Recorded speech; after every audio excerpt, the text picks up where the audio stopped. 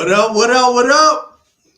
And welcome back to the podcast where we think we know everything. But we don't know shit. Nope, we don't know shit. And I am your boy, quarterback, point guard, whatever you want to call me, T-Nick. And now is that awkward time when basketball is over and we just waiting to see what the Bears are going to do. It's an awkward time. It's quiet. You don't really have any shit to watch. Well, you can watch the sky, but record speaks for itself. You can watch the Cubs. The Cubs are actually winning. And PCA, he's excited. So I guess that's something to watch. The White Sox. Pardon my laugh, but that was funny. The White Sox are awful. So it's an awkward time right now, but when football season starts, that's when we'll see what's really going on. And the Bulls draft tomorrow.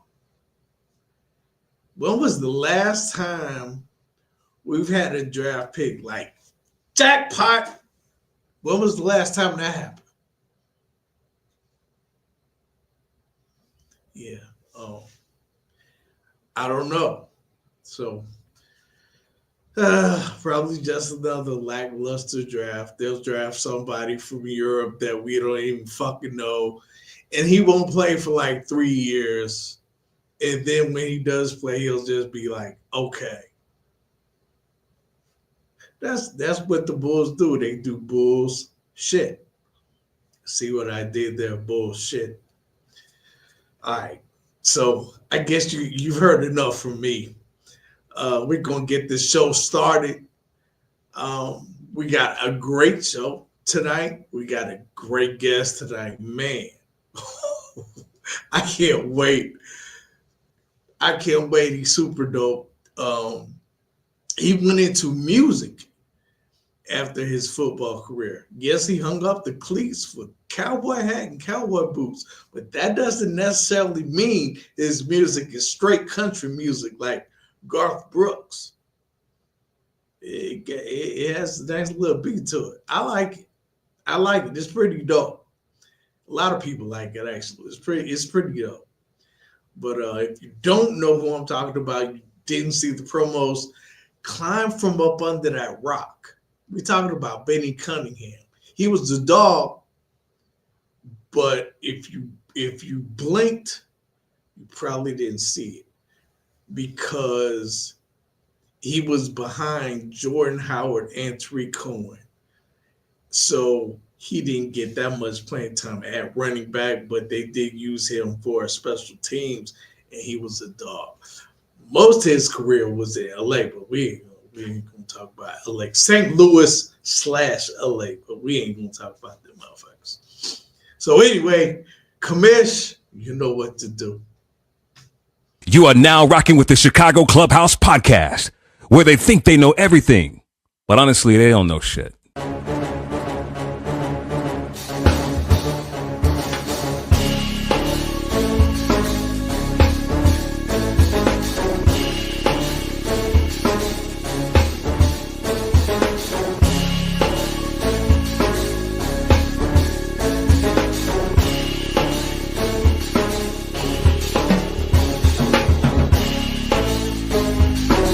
Summer league games and they tell you about these new up and coming coaches. I think we should get rid of every motherfucking owner in Chicago. Enzo and Caruso, both when they are on the court, are like your defensive generals. But they need to get that strong safety who's not scared to hit somebody.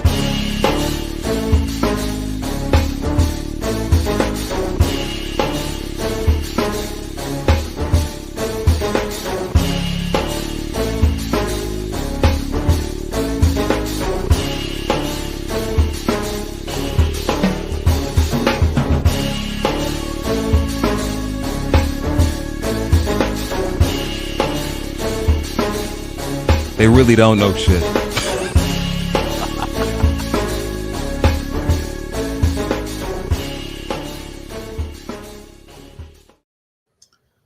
we have a great show lined up, and I can't wait to get into it. But let's talk about that heat. Woo, it was so goddamn hot. I saw the devil in a short set. It was that hot outside. Man, but it's gonna cool down tomorrow. Thank God. It is gonna cool down tomorrow, but it was hot as hell for the past couple of days, man. Whew. But anyway, I digress.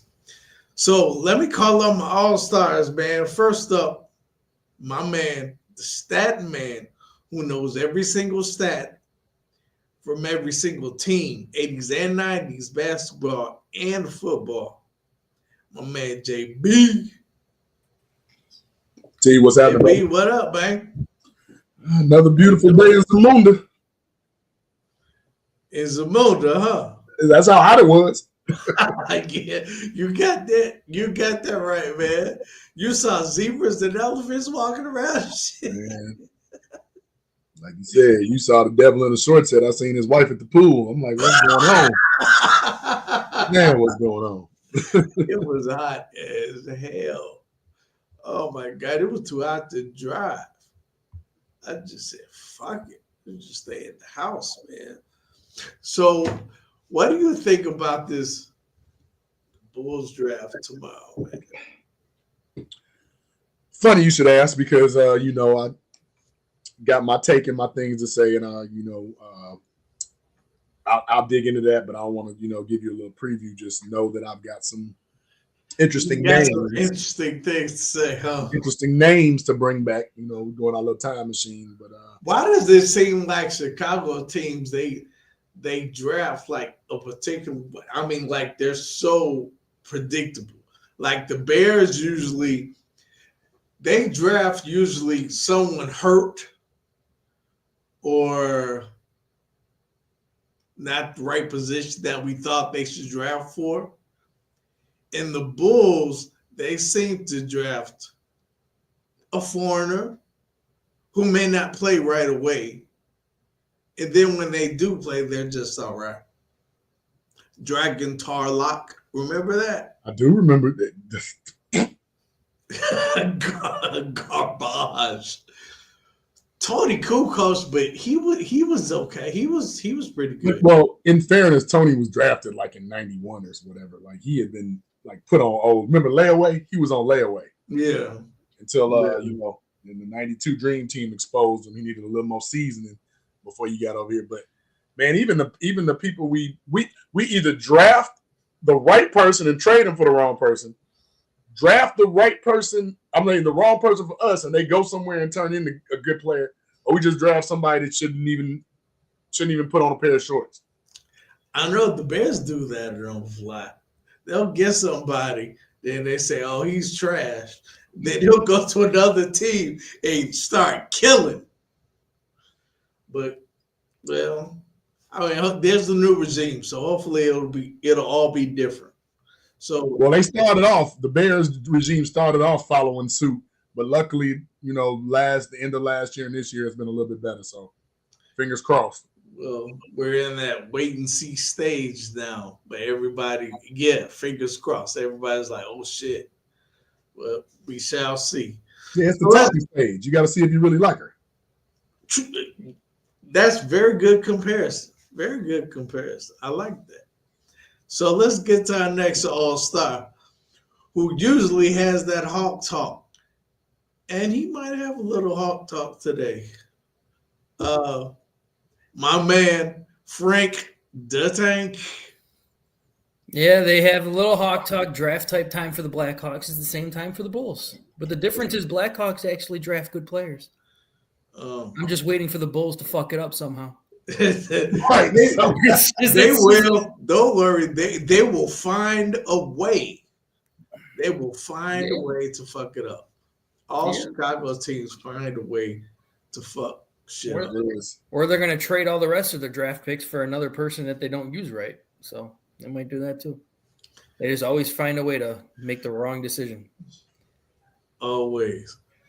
So, Frank, let me ask you, how do you feel about just in general? How do you feel about the Bears going into this season? Excited. Love the new regime. Love the potential that we're going to see.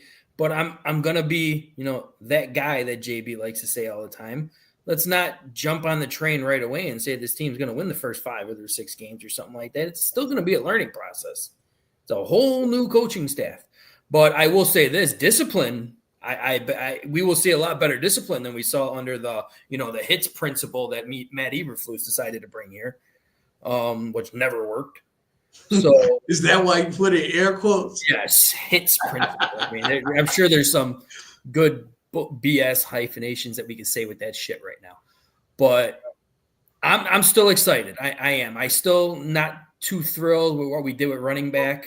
But other than that, I like the direction that we're headed. So perfect segue. Speaking of running back, our guest tonight was the dog running back. But like I said before, if you blink too long, you might not have seen him in Bears uniform because he didn't spend very much time here. But when he did get the ball in his hands, it was exciting. And he spent most of his career with St. Louis / LA, but like I said, we ain't. You just said the Rams. We ain't talking about them. Well, yeah, I guess I could have, but guess what? I did. I did. But yeah. So after his football career, he moved into music, and it's pretty goddamn good. A lot of I won't say a lot of athletes, but some athletes, when they try to make that transition, it doesn't work out. But this one, I think, did work out. So let's bring him in, Mr. Benny Cunningham. I appreciate y'all for having me. Sir, welcome. What's up, man? We're glad to have you. Yeah, I appreciate it. Are you outside in the woods? Nah. So the kids, if they see this light on in my office, okay. they can't come in. Yeah, they can come in.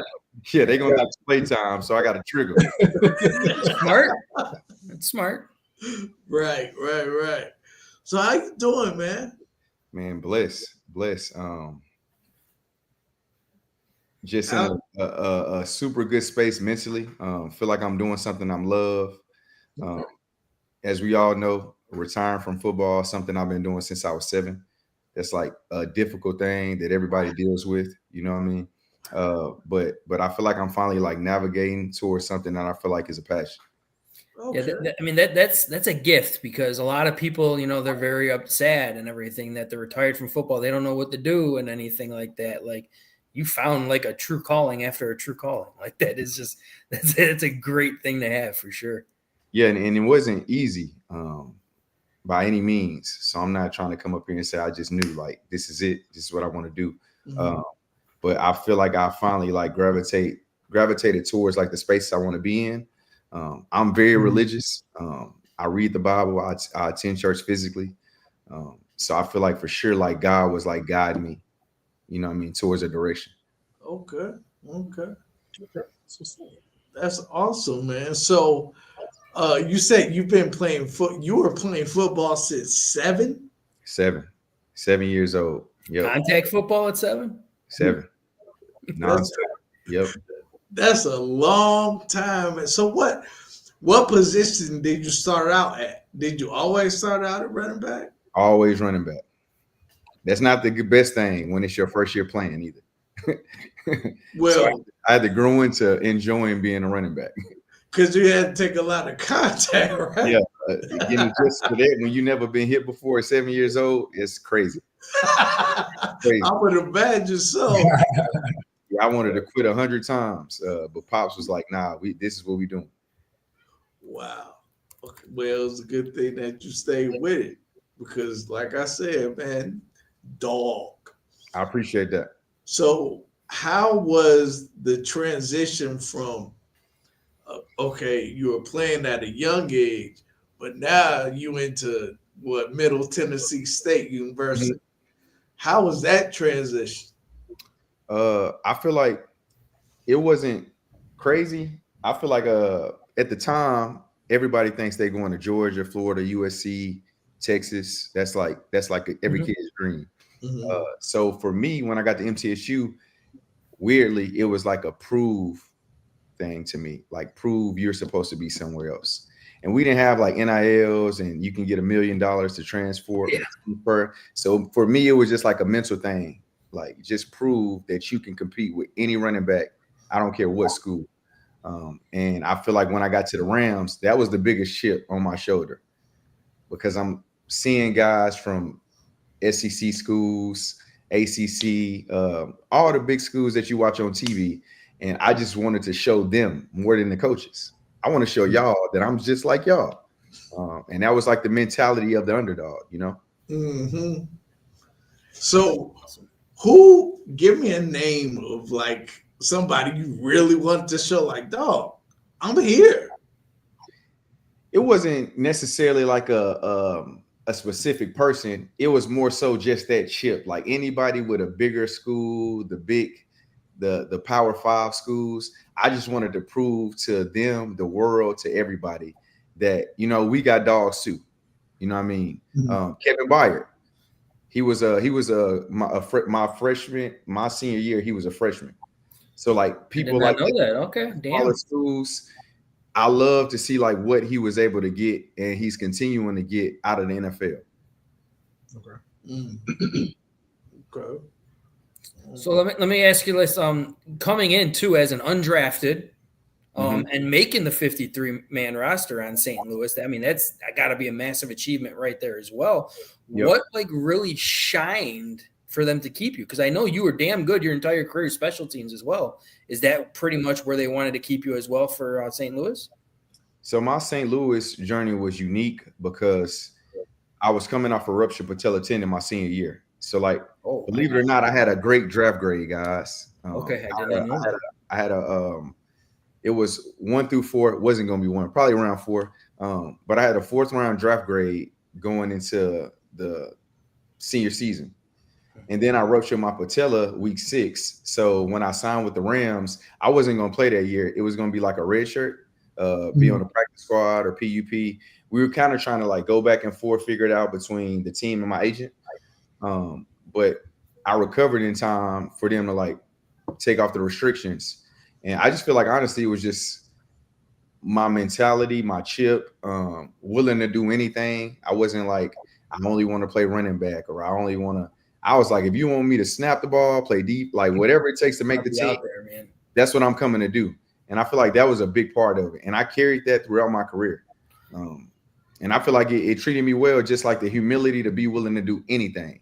Yeah, because I felt like watching you too at St. Louis. Like, I mean, you were a phenomenal all-around running back when you were given the chance. Like, you caught the balls out of the backfield so well. You blocked so well. Like, you brought that dog. And I know that's probably what the Bears saw in you too when they picked you up, because we love dogs here. Yep. So can y'all correct me if I'm wrong, but was the John Fox coaching staff in Denver previously before they got to Chicago? Yes. All right. We got John Fox from Denver. Okay. So when we played against the Broncos in the preseason, when I was still on the Rams, I was talking to them like pregame, like joking with the coaches and stuff like that. And they knew that I was doing contract negotiations. And one of the coaches was like, well, you know, if they don't re-sign you, we'll love to have you. And they just ended up going to Chicago and ended up having me. Oh, wow. That's an awesome story right there. Damn. That is pretty damn cool. No, that actually worked out, because I remember, now I didn't know you were hurt, but I remember those like first couple of Sean McVay years, or was like at the end of one coach heading into McVay. It was like a running back by committee thing back then. Like, you had like Zach Stacy and them guys, if I remember correctly. Like before Ty Gurley, it was like 5 running backs. Yep. So that's another part of my career that was unique. So like, I feel like every year, no matter what, we drafted a back. Like, trying to prove it as an undrafted guy and climb up the depth chart, and you just get bumped down by default. That sucks. Like, I competed. I was number 2 behind Zach Stacy, and then we draft Trey Mason. So I'm automatically 3. Don't matter what Trey happens. Mason, I was right. Right? Trey Mason was a guy. Yeah, and these are dudes. These ain't like no slouches. These are dudes. These are early round draft picks. Yeah, these are dudes. So then I worked my way up to 2 again. I finished the season. Then we draft Todd. Now I'm back to 3. It's just literally like I feel like that was like the nonstop. Then I go to Chicago and I'm behind Jordan. And then Tariq. Now I'm to 3 again. And it just goes and it's just a seesaw. And you just keep fighting and keep fighting. But it's like a never-ending battle. And I just feel like it was like the story of my career, just the back against the ropes. Dang. But your versatility, like you spoke to earlier, though, because my fondest memories of you in the Bears uniform was, little third down back, catching the ball at the backfield, receiving the ball. That's what I remember, number 30, 4.3 speed, get up out of there. You know?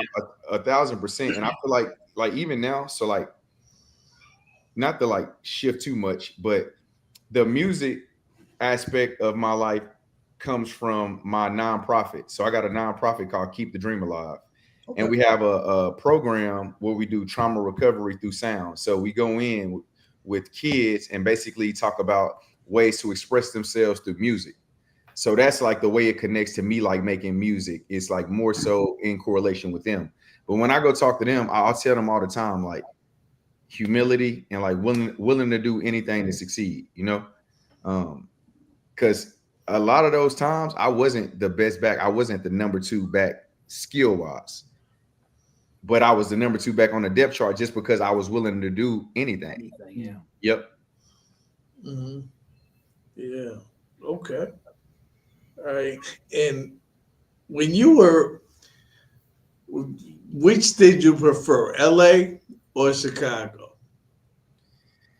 I love both of them. It was just different. So like I'm from Tennessee. So like for my family, that's like a 30-40 minute flight. The family members that I had that came that drove, that's a 4-hour drive. So LA was just difficult to have, the home team, the family members in the crowd. So that was I didn't really like that, but I did love the weather. Yeah, the weather's much better. Even though it was a dome, you still got to practice outside sometimes. Right. You know what I mean? St. Louis, that's like Chicago, it's freezing. Yeah, it's cold. Yeah. So LA was for sure like weather-wise, scenery, not. Yep. But they both, I got a love for both of them. Okay. So which team do you think gave you more of an opportunity? I would say the Rams. The Rams. Rams, just because like my third year, once my third year ended and it was up for my like contract year, they didn't draft a guy that year. So they literally just let me be the number 2 guy. And that just happened to be the worst year of my career. So I got injured that year.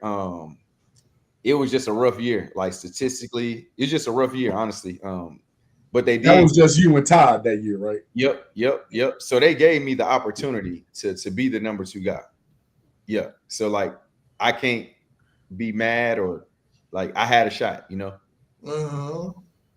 So no regrets?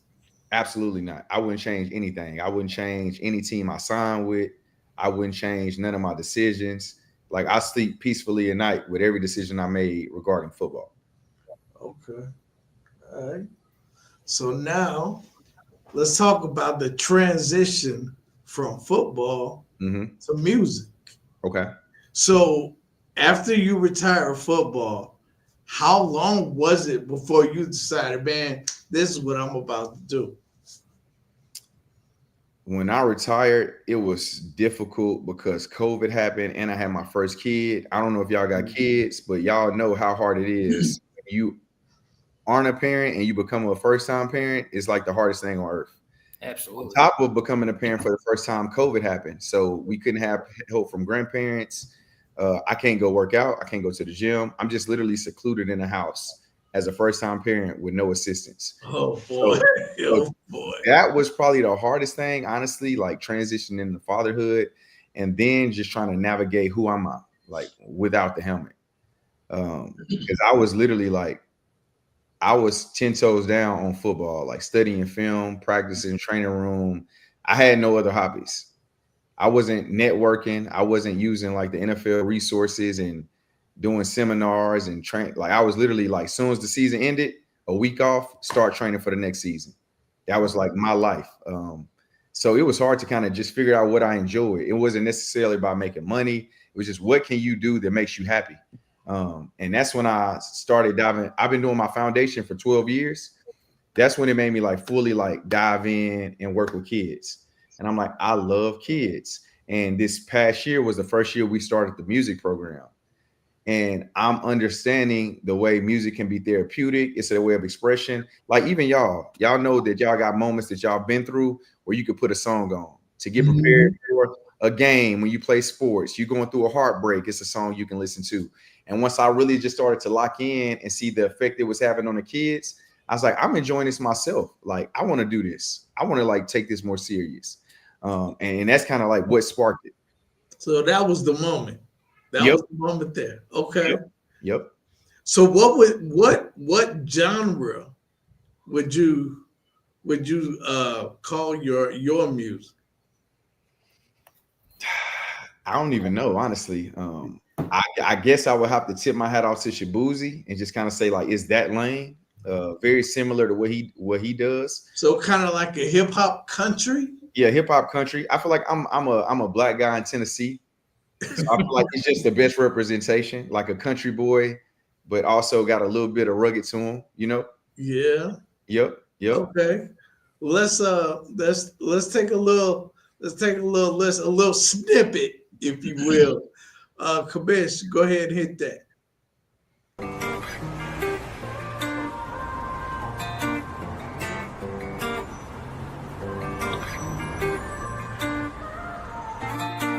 Been a long night, I had a long day.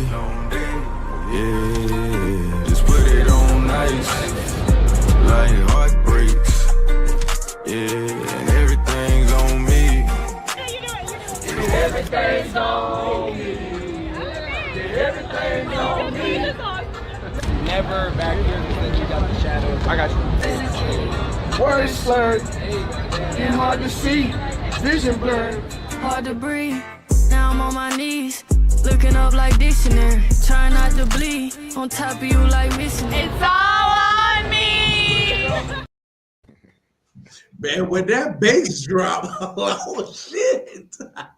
Now, sure. Did they know that was happening, or you just kind of invited people as you were going? No, so a lot of those people like behind are like the family and friends. Oh, okay.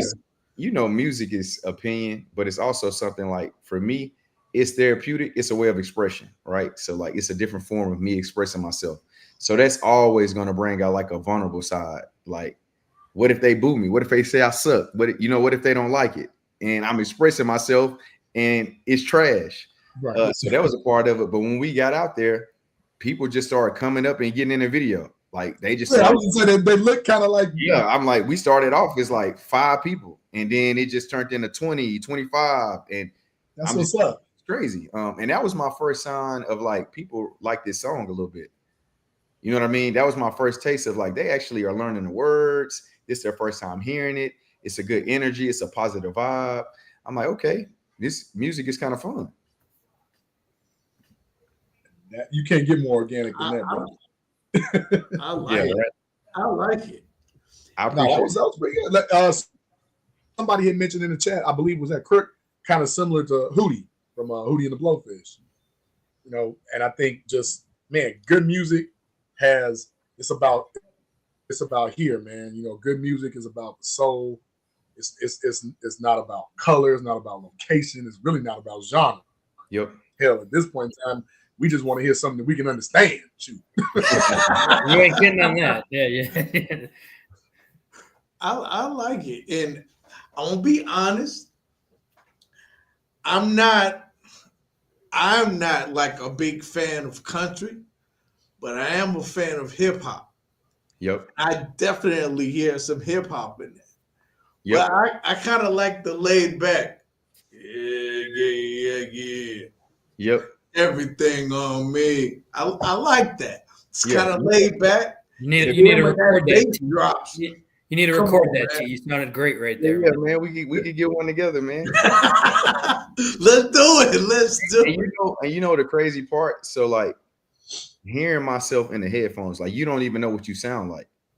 So like that was my first time hearing myself too. You know what I mean? When I'm in there and I'm hearing that, yeah, I'm like, this sounds like I like that. Like if I didn't know this person, I would listen to this. That's how I was judging it. And I'm like, my voice sounds good. So that was like, yeah. Yeah. Now, have you dropped yet? Have you dropped the album yet? I didn't drop the album, so I just did that one song. So a single and a video so far. Yep. Okay. So that's gonna make everybody thirsty. Yeah. I like it. I'm gonna go check it out on YouTube. Get you some views. I appreciate it. Yeah, I appreciate y'all for sure. Yeah, definitely. Tommy Harris also traded his. Are you familiar with Tommy Harris? No, I don't believe so. He played with the Bears. He traded his earlier years, 2006 time. Much earlier.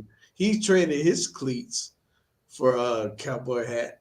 And, and also one of your ex-teammates, Zach Miller. I remember Zach. Yeah. He also did. Yep. So I talked to Zach actually like prior to dropping. Because I'm trying to I need all the confidence I can get before I do something like that. So I'm even talking to him because he's performed live. And I'm just asking him, like, how does it feel? Like he got a whole bunch of songs on YouTube, if I'm not mistaken. Yeah. He's fully like stepped into that space. But I'm literally just asking him for all the advice I can get. And I mean, my boy is like an open book. Like I can call him now, he gonna answer. That's what's up. I say I give a big shout out to Zach, man, for helping me throughout this whole process, kind of direct me on like which direction to go. That's all good. Yeah, I'm gonna give a big shout out to that. Now see, because that's the networking you didn't mean to do, but you just happened to happen because of ball. Now good things happen because of ball. For sure. Big shout out to Zach Miller, man. But I remember I hit him up on IG. He told me to hit him up on IG. He never responded. Man, Zach big time, man. That's all right. Yeah, he's probably on tour. He's big time. He don't have time. He don't have time for us. That's all right. Big time bet. Yeah, if he made time, he'll find out. It would be fun. No. I'm gonna reach out to him, man. I'm gonna tell him how amazing this was, and y'all gonna be able to connect. Oh shit! We never want our guests to freaking feel like anything different. You're one of the groups. It's barbershop talk here. Yeah. I think Zach for sure should be on here, man, because his personality, the world needs to see it. Like, I mean, one of the dopest guys. We joke back and forth because when I was in St. Louis, Chicago came and whooped us. He always brings that up. I'm like, bro, I'm on your team now, bro. Why do you bring this game up? It's just like it don't matter anymore. There now. Why are we still talking about that? But nah, he is dope, man. He's one of the doper people I've met. Man, I love when good stories come together. Hey, we just gotta. Oh, my fault, JB. Go ahead. I was just saying, I love when good stories like that come together because, like I said, you never know. You wasn't expecting. First of all, you weren't expecting to get up and move from St. Louis to LA, a whole team. First of all, yep. Cold weather, nice weather though. Good weather difference, I bet. From cold weather to nice weather, back to cold weather. So. Man, you know what's crazy? So this is the craziest thing. So when I got finished in LA, that's my first home, right? So this is like the family. These are the people that changed my family's lives. They changed my mom's life, my kid. They changed everybody involved with me. Life changing just by giving me the opportunity to sign and play there, right? So when I didn't get the contract renewal and teams were making me offers, I was praying every night, Rams, please, like just offer me. I do not want to leave. And I didn't know that signing to Chicago would be one of the best things to ever happen to my life. Like literally, like those 2 years of Chicago, those are the most fun I had as an NFL player in my life. Yeah, and I didn't know that. Like I'm like, all the teams that were offering me were all cold weather. I'm coming from LA. They know me already. Like they know what I bring to the table. They know the work. Like, no, you don't want to leave. Now I got to reprove myself, right? So like when I go to Chicago, they don't know me. So now I got to work like a rookie again. I got to regain trust. I got to, even though I'm hurting, I ain't a vet in Chicago. I'm a vet in LA. Now they want, what you mean your ankle hurt? They want you to come practice, like push through it. So no one wants to like rebuild the resume when you have a good resume. And that's kind of like what I felt like I was doing in Chicago. But when I got there, man, I was like, he couldn't have made a better decision for me. Wow. Yeah. Like that's where I go. So like they have certain things that they do, like alumni wise, that they send out to like the former guys. And the alumni stuff that I attend is all Chicago. Really? Yeah. Are you coming September? I think they play Minnesota.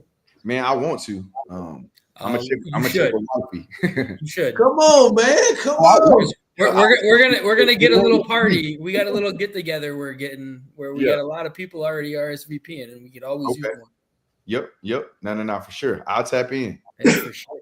I'm actually about to be in Nashville. Is that where you are? Yep. Yeah, so I will be in Nashville at the end of July. Okay. Over by Vanderbilt. Yep. This your first time in Nashville? No. My daughter went to. I knew. When you said about Vanderbilt, I knew you had some experience. So my daughter went to TSU. Okay. And I've been there plenty of times. Been on Broadway plenty of times. Yep. Rooftops, all of that. Yep. Nashville is a lot of fun for that. Chris Harris, as a matter of fact, he's a Bears alum too. He lives he used to live in Nashville, but he's he's a coach now. So he's a coach of the New York Jets, if I'm not mistaken.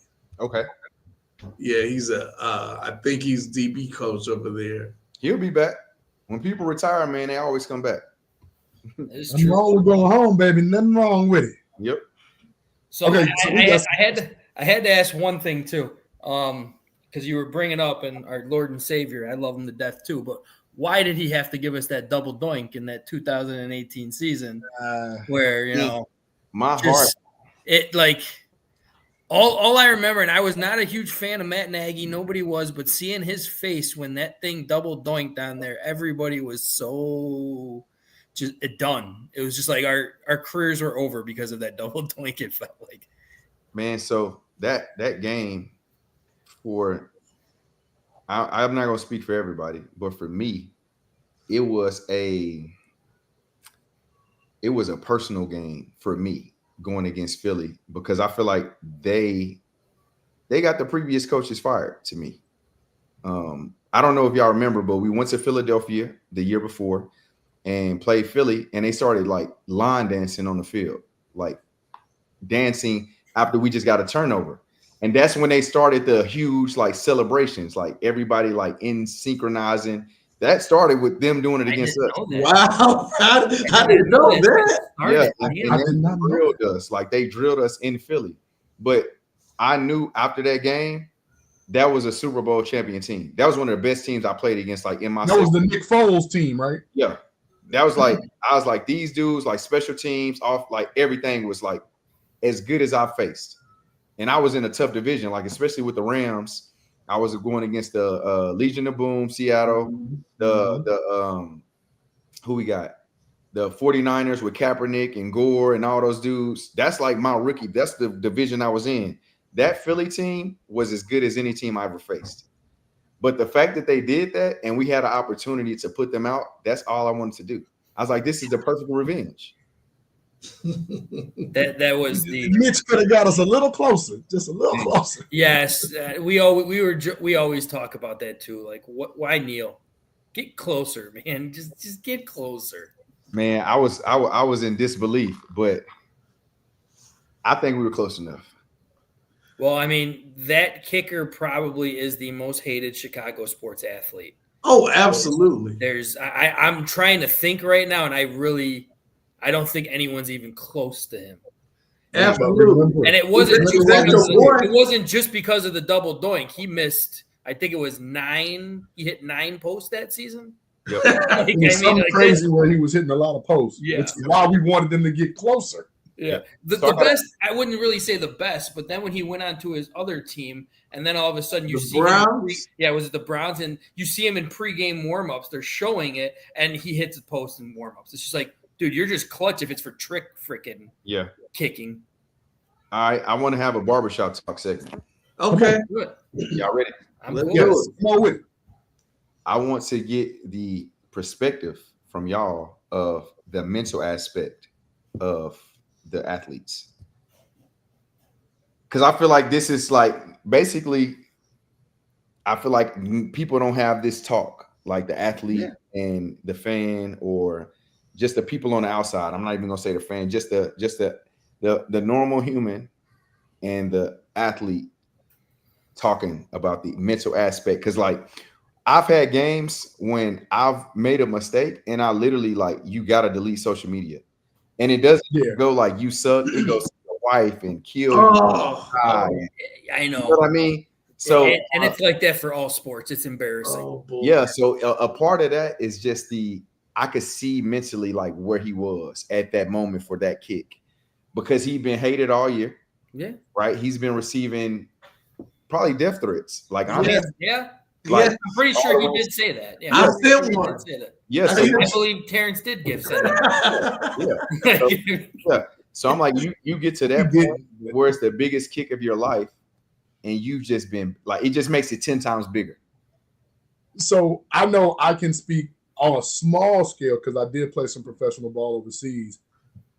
When you know you mess up and you know that check might not come. Yeah. And that's, forget the physical stress. I'm already tired. But the mental anguish, I like to call it. Right. And there's nothing like that. We as couch potatoes, we look at you guys like, God damn it, why didn't you do this or do that and do this? Not realizing, well, not saying us, but a lot of people don't realize, like, at the end of the day, you're still a human. You still have a family to go home to. You still have a mortgage, a rent, a car note, insurance, everything that we do in regular life. Yours is times 10. You know what I'm saying? You might be having family that's dependent on you. And that kick or that fumble or that drop pass, somebody's always watching you, checking the box, checking the box.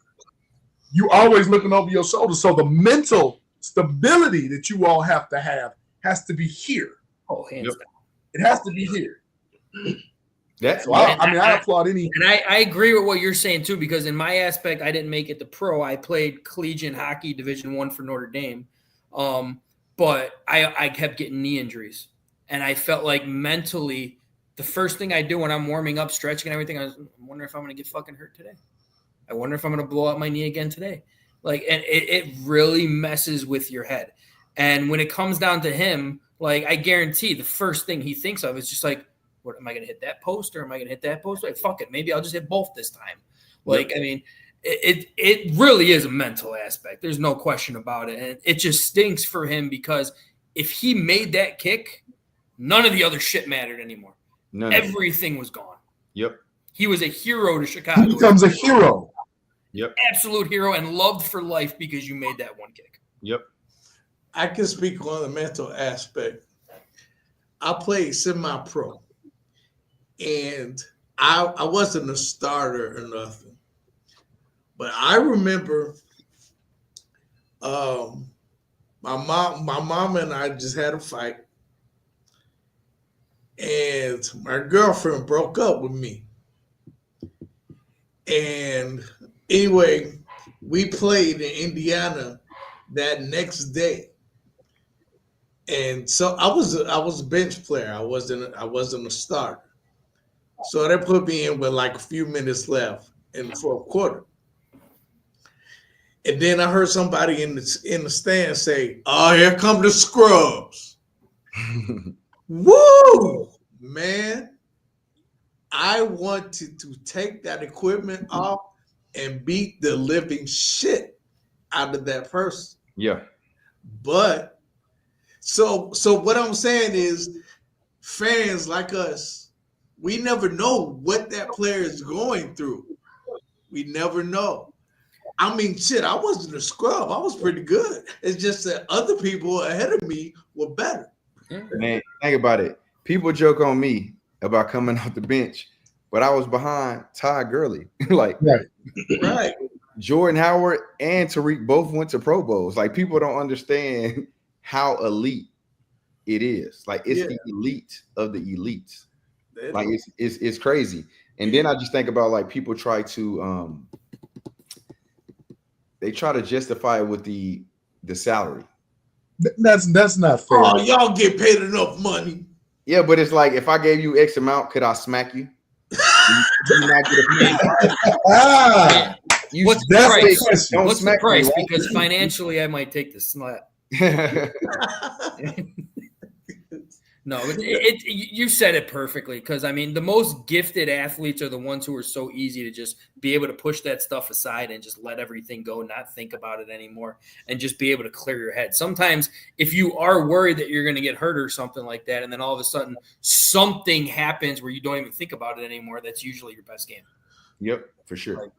So we had a question in the chat. Our boy Kamish was asking. So you were a fan of Anthony Miller. Loved him. Memphis. Dog. Yep. Great hands. So why do you think it did not work out for him? So I only played a couple years with Ant, and it was working out while I was there for the most part. I only played 1 year with Ant. Oh, okay. 2017. Oh, he was a rookie in 2018. Yeah. He was a rookie in 2018. Yeah. So he was a rookie. So I really wasn't following much. After I left, I was just over football. Honestly, I've been doing it since I was 7. But I will say, from my experience and my time with him, he was a super, super hard worker. He was competitive. It's just the margin for error is like this. So you could be a good player and you could just make the bad play and never get a chance again, right? So it could be like my situation where I'm on LA Ram and we don't draft a back, and then I just have a bad season and I never get an opportunity again, like to be in that situation, just because it's so competitive and you're very, very replaceable, unless you're like Khalil Mack and Aaron, like those dudes. Yeah, you're gonna get 100 times to mess up, but if you aren't like that level elite, like Ty Gurley elite, I mean, you got to be perfect almost. Which I got a question for y'all. Which one is harder? Being a starter in the NFL or being a backup? Backup.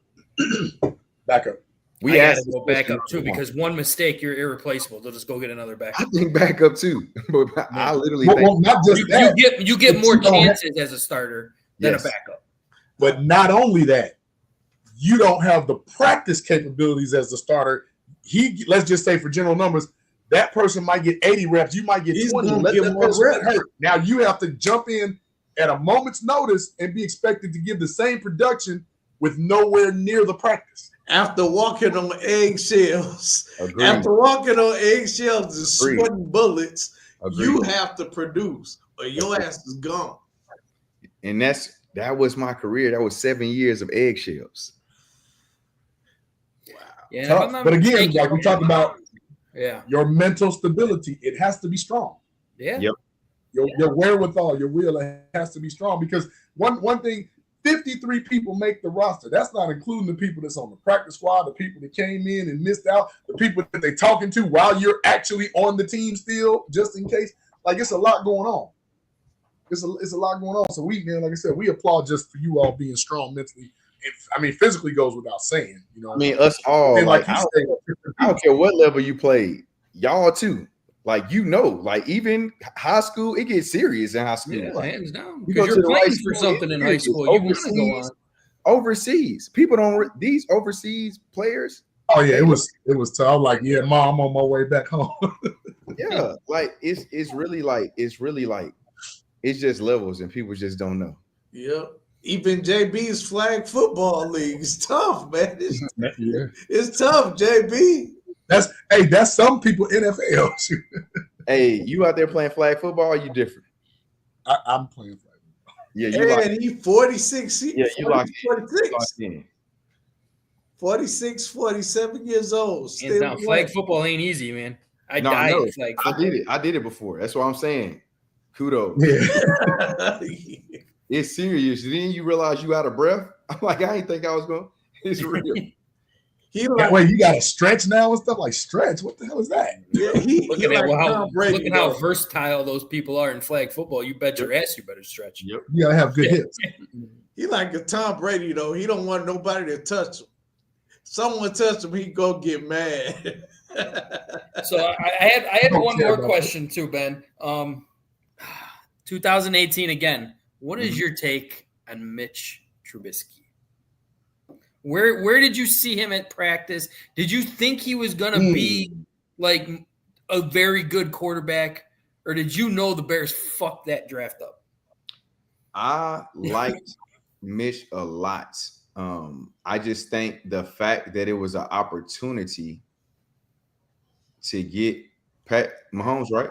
Patrick Mahomes, and you could say Deshaun Watson too. Pardon all the issues that I he just had. think the fact that was a thing, it just basically shadowed anything he did.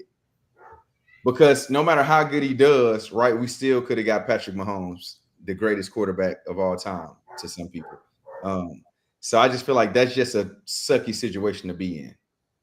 Because they're just waiting on you to mess up so they can talk about we should have had Pat. Exactly. I mean, that's been going on every year, pretty much. In fairness, Benny, though, for you, though, because coming here in 2017, you had a carousel of quarterbacks that year as well, just your first year here. I believe the starter was Mike Glennon. Right? The ostrich. Oh. So going from Mike Glennon, you being on the team is like, oh, man, we about to get Deshaun. Like, we good. And then they come with Mitch, and it's like, wait a minute, what? They moved up to get Mitch. They moved up to get Mitch. It's like, wait a minute, the 49ers played their ass thinking that they were going to draft Mitch Trubisky at the number 2 pick. I think it's all, not always, but I feel like it's a high percentage of where you are and like when you're at that place, if that makes sense. Like Jared Goff and the Rams, if they base it off of his first 3 years, he's cut, right? But then he goes to Detroit and does this, like what he's been doing these previous years. So I just think it's like about like opportunities and like where you are. If you go to a place with what was our record my first year in Chicago? Sucky. John Fox was he 8-8? Yeah, it was a 500 team. I know that. It was pretty much something around that. Yeah, something. Yeah.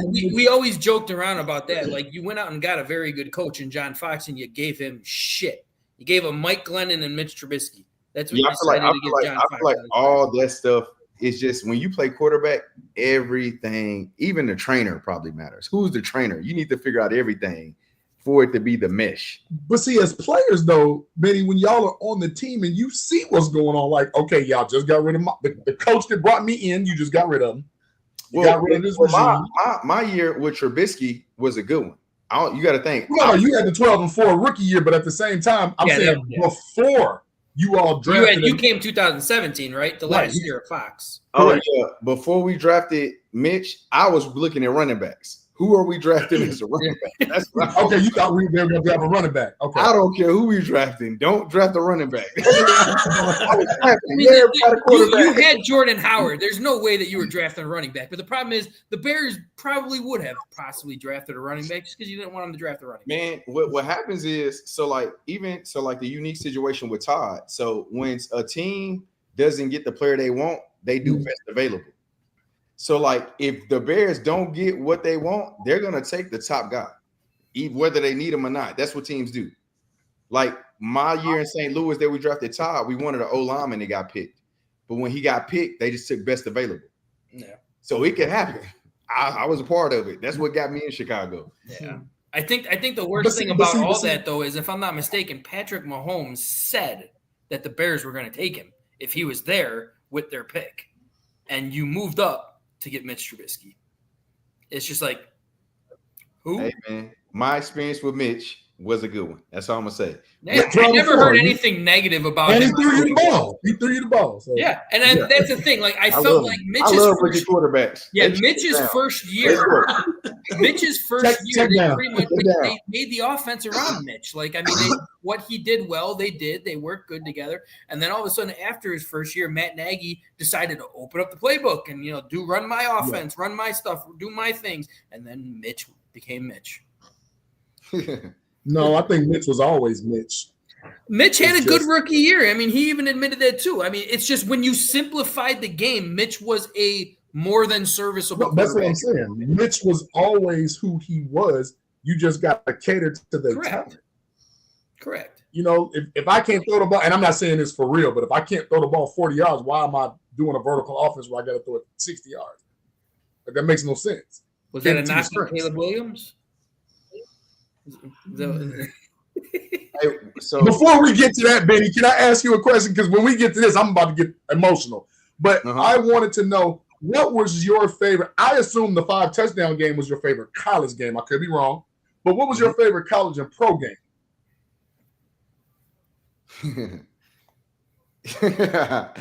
All right, guys. My first 100-yard rushing game was against the Chicago Bears. So, oh wow, my first NFL touchdown also. So I hate to say it, but that was my favorite game. There it is. You did beat the Bears, I'm guessing, then, right? I don't even did I. I don't even. Was that like Sam Was that Bradford? when we still had Jay Cutler? We had It had to be, because I was going to say that was like Sam Bradford year, right? Bradford and 2012. Oh, Sam Bradford was good until he had those injuries, man. he got injured. I can't even think. That sucks that I can't even think. But he got injured earlier in the year, and then we had a backup. Yeah, I don't play with so many quarterbacks. Y'all had typical Bears person Foles right at there. one time. So many Case quarterbacks. Keenum. I had Case Keenum. I love Case, by the way. Case was Johnny Hecker. Did that sound about right? he was Johnny a punter. Hecker? John is a punter who Oh, he's also, a punter. Okay, he's in Tennessee now with the Titans. So I got to reconnect with him. gotcha. Okay. Mark Bolzer. Was he ever your quarterback? Bulger, I think, was the backup. Bulger was to Bradford. earlier. Bulger came after. I thought Kurt Bulger Warner. was the backup to Bradford, wasn't he? No, Sam Bradford was the number one pick. Who am I thinking about? I know, y'all? but he kept getting hurt. That's where he Yeah, was sitting. Kellen. Bradford always kept getting hurt. That was his Yeah, biggest. Kellen. I want to say Clemens. Kellen Clemens Okay. Let's and go. Case Keenum. Yeah. Because I'm about to say Remember you had a bunch of quarterbacks that year too. Because Sam Bradford, remember, he was the $50 million kid that never threw a pass, and then he got hurt coming out of Oklahoma. Yeah, well, JB, that's why you the stat man, because you know all that shit. Yeah, he knows way too much. That's for sure. God I'm a damn. nerd, man. My bad. Hey, man, I heard they're having tryouts for Jeopardy. Sports jealous, Jeopardy? man. I'll get Sports on there. Jeopardy? But I know you got to get out of here, Ben. But go ahead and plug what you got going on so that people can find you. Yeah, man. If y'all could, man, just check out the website. It's Keep the Dream Alive, KTDA. And basically just kind of keep up with like the stuff that I'm doing in the community. I would love to be able to come out and do some stuff in Chicago with the youth. That's pretty much, I feel like, my mission right now. We got different programs. We train kids for free. We have a mentor-mentee program. We have a trauma recovery music program. Yeah, so that's it. That's what I'm dialed in on. Okay. Well, man, Well, we I want to say definitely- one more thing too before you leave too. Can you give me a Bears record? What are we Bears finishing at this year? We don't got to go through the whole schedule because that would take too long. I'm going 10 wins. 10 wins? I'm going aggressive. Let's go. Wow. Let's go. 10 wins. Okay. I like it. I said 9. go. I said they're flirting with Let's go. 500. Let's go, Caleb. I like it. Depending on 10. You kind of said that aggressively. You like Caleb, Yeah, huh? for sure. I like him. Yeah, absolutely. Okay, well, that kind of opens up a door a little bit. How did you feel when they let Justin walk and they picked up Caleb? How did you feel about that? So I'm a fan at this point. I wasn't opposed to Caleb. I love his game. I love the ceiling of what he could be with the right situation. I think his ceiling was higher to me personally. I could be Definitely wrong. didn't come I'm not in a pro scout. I just feel like for me, Caleb had a higher ceiling than Justin. To me, I felt that way too. Okay. All right. Okay. Well, we're gonna shut that door and hopefully we can have you back. Maybe we'll open it up again. I don't know. But we definitely need to hook up with you when you come to Chicago, man. Hey, come back. Hey, that was perfect timing, man. And please let us know when some more music drops so that we can share. I got y'all. I Oh, appreciate y'all. definitely. We following your page, so we gonna see when the music drops. But I appreciate y'all for sure. yeah, man, definitely. keep up with us, man. You can follow us on IG too. Yep, I got y'all. I'm tuned in. Okay, bet. Yeah, love, All right, bro. fellas, y'all be blessed. Thanks for All right, having you me. too, Great man. having you. Take All care. right. All right, take care. What a awesome. great dude, man. Absolutely, man. He has to be one of the youngest athletes we've ever had on. Am I right? Him, 2018. That has to be like the youngest. I feel. I think him. Oh yeah, as far as recency, Jeremy Langford. Langford was like 2014s, 15s. I thought so. He's young to me. Well, you're old as shit. Hey. That Greg Lovey Smith beard. Watch your mouth, man. Watch your mouth, man. But yeah, he was Benny was definitely a class act. And no, that was great. I love and I love the fact when he said, "Hey, let's have some barbershop talk." I love that. Yes. Yeah, I know, right? It fits right in with us right there. He fit right in with us because that's exactly how we are. Absolutely. Yep. I love that he just said, "Hey, look, let's talk, fellas. Let's talk and ask us questions." You know that like let me know that he felt comfortable. So yeah, and that's what we always want our people to. That's what we're all about. Yeah, that is what we're all about. Just feel comfortable and tell a story the way you want to tell it. And he's absolutely and great. Oh, I was just gonna say he even said that he would call up Zach Miller. Okay, cool. Oh, absolutely.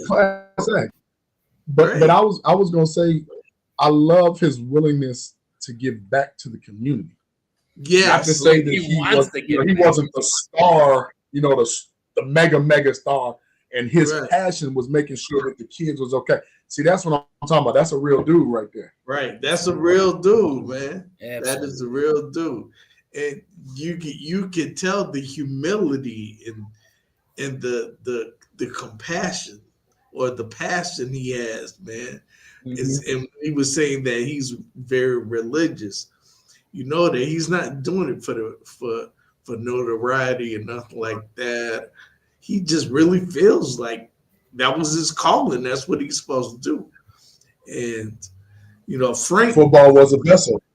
Frank alluded to this earlier that sometimes players after football, they don't know what the fuck to do.